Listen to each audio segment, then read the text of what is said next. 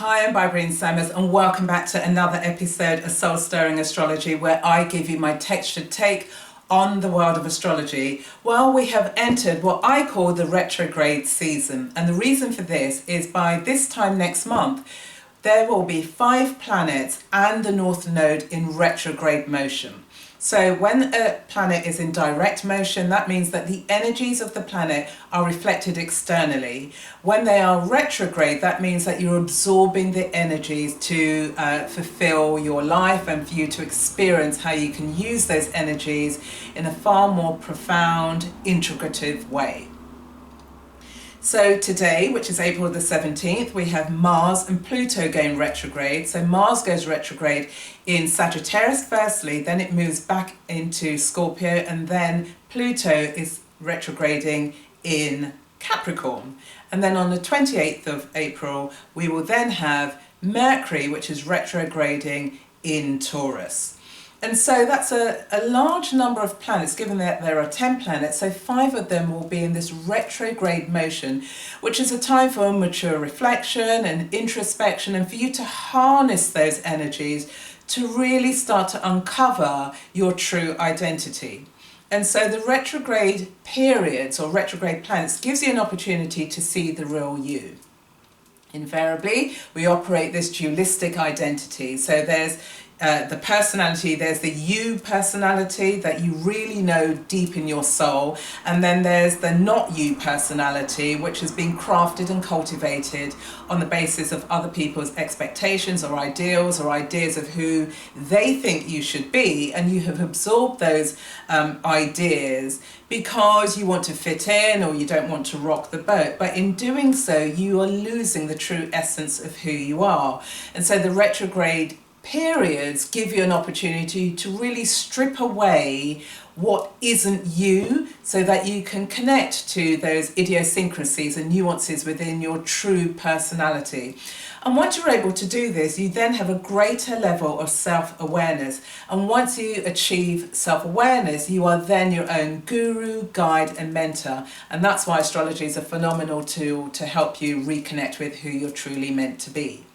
So given that there are a number of planets, plus the North Node, going retrograde, I wanted to touch on some of the processes behind the retrograde process, together with giving you an insight in terms of the impact they can have on your life.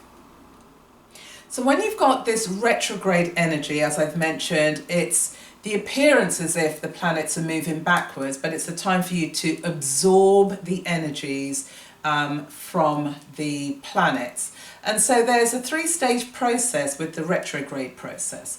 So for example, when you're in phase 1, that's as if you're attempting to live your current life in the future life state. So you're projecting and living in this future life. That's phase 1. Phase 2 is when you're living into this future version of your life based on some type of idea or ideal that you think that life should be based upon. And phase 3 is where you're living into this future life based on some understanding of past karma or past life experiences, and that's what you ground your life in.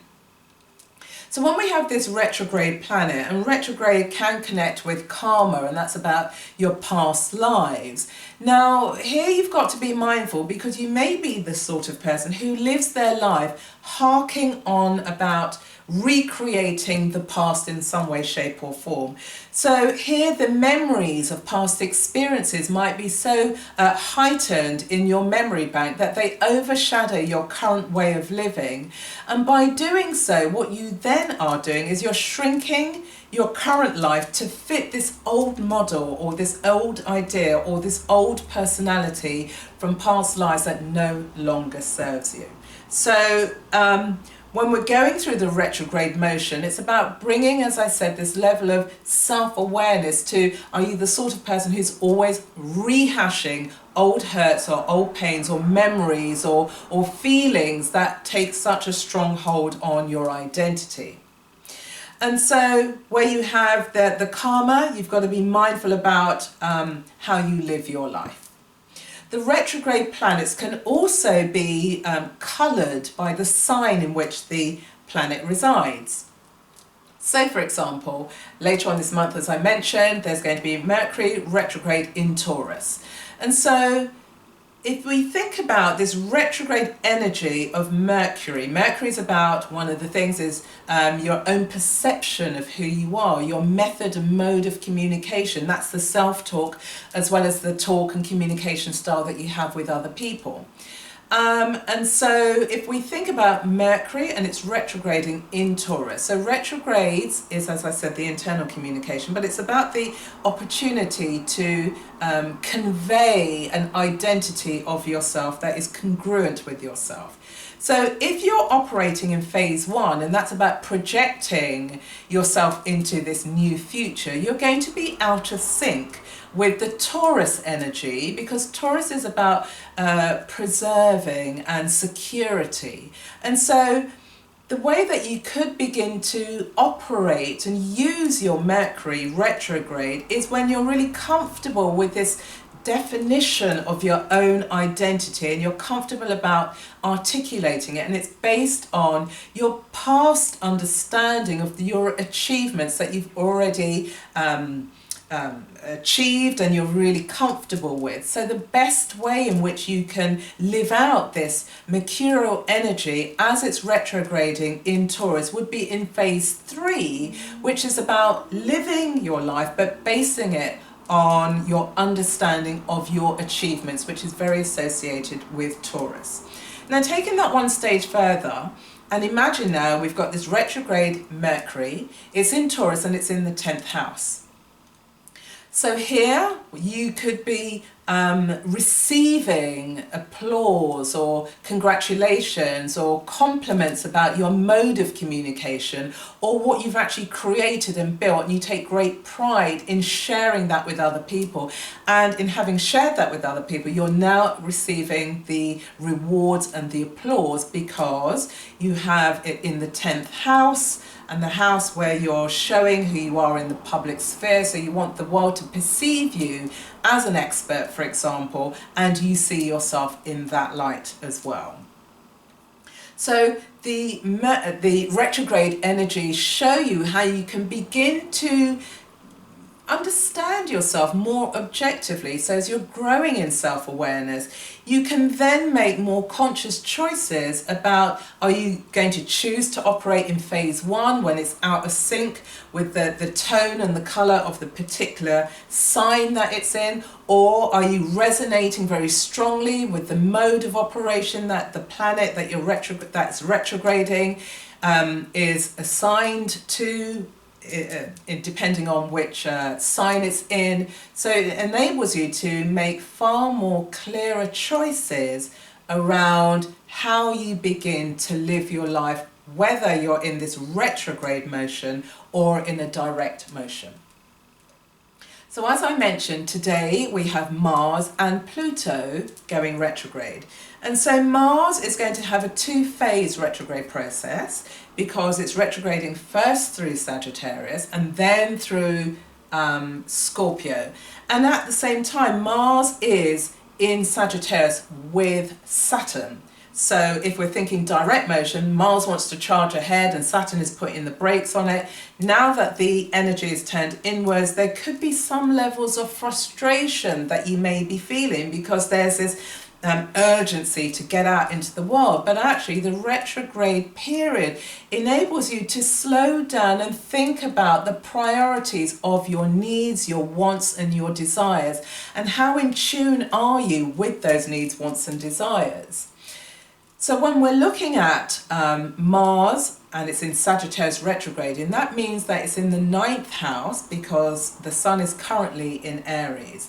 And so the 9th house is ruled by Jupiter, and that's about philosophy, ideas, foreign travel. It's about your self-understanding, about what matters to you, the philosophy in which you build your life upon. And so therefore, with this Mercury traveling backwards through Sagittarius, gives you a chance to review and reflect upon these particular principles.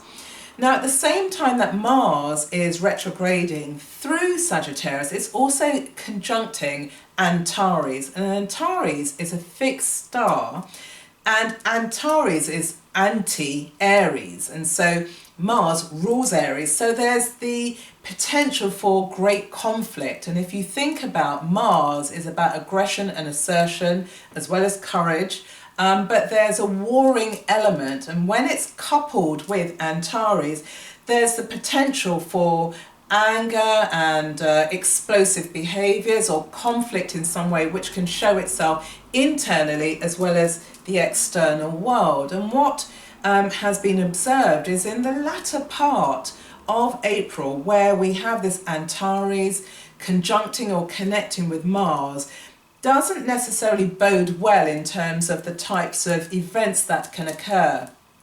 So, for example, under this particular aspect, we've had the Boston bombing or the Combine school bombings, and so there's been lots of tragedies that have been associated with this type of aspect. So what I'm not doing is predicting that tomorrow morning there's going to be an explosion or an eruption. What I am indicating is that in the past, where these aspects have been formed, what has externalized, how they've been externalized, is through some type of explosion or conflict or warring elements in the outside world. And so what this does on a personal level is invites you to be more conscious and more aware of your own environments, and for you to be working more objectively with the energy of these two aspects, as opposed to being caught up with it. And as you're working through this energy, it's also being mindful of those around you. So you may be able to manage the stresses and the tensions, and so you're putting a lid, so to speak, on this eruptive element, but then there may be people around you who are unable to manage those types of feelings. So it's an opportunity for you to reach out and support those who are going through that level of trauma in some way, shape or form. Now, moving on to Pluto. Pluto is retrograding. It's retrograding in Capricorn, and Pluto currently would be in the 10th house because, as I said, the Sun is in Aries and Pluto is in Capricorn, and that is ruled by Saturn. So where we have Pluto, Pluto here is a signifier for Pluto is about power, holding a powerful position in the external world. But actually, given that it's a retrograde energy, it's an opportunity for you to re-examine this goal that you're so focused on achieving, because there's an element whereby you want to demonstrate and prove to yourself and to your peers and to the wider world that the contribution that you want to make in the world is really significant, and far more importantly, is transformative. And if you achieve this goal, that then brings you inner fulfillment together with fulfilling the needs and transforming your world around you. So Pluto here is very powerful. So if we look back in history where Pluto was in Capricorn, so that was between 1762 and 1776. And there we had the American Independence, Declaration of Independence. And so where you have Pluto in association with Capricorn is an indication of new laws or the economy or politics or the governing structures in the external world. And then bringing that down onto a personal level, it's an opportunity for you to review, re-examine, rethink, and think about the structure, the framework in which you are building your life. Is it substantive? It should be, because it's in an earth sign. And so what you're attempting to do here is to review this whole framework in which your life is built upon, and then place this goal that you're pursuing in this framework. And what you're questioning here is this the right framework to manifest this particular goal? So this retrograde period is really a profound time for this self-examination that's going to lead to a level of self-awareness. And the self-awareness, as I said, will lead you to being your own guru. And so the quote I want to leave you with is from Shakespeare. And what he said is, "To know thyself is to be true." So essentially, Really spend this time knowing who you are, getting back to that you identity, who you truly understand and know yourself to be. And in doing so, you're cutting away this not you identity, which has been crafted on because you wanted to fit in, and you're finding that you can no longer live in that particular way, shape or form. So that's it for this week. You can like, you can share, you can subscribe, you can comment. Would love to hear from you. And I hope you spend time getting to know yourself, because by doing so, as I said, your inner guru is waiting to shine. So on that note, I will see you again on the next episode.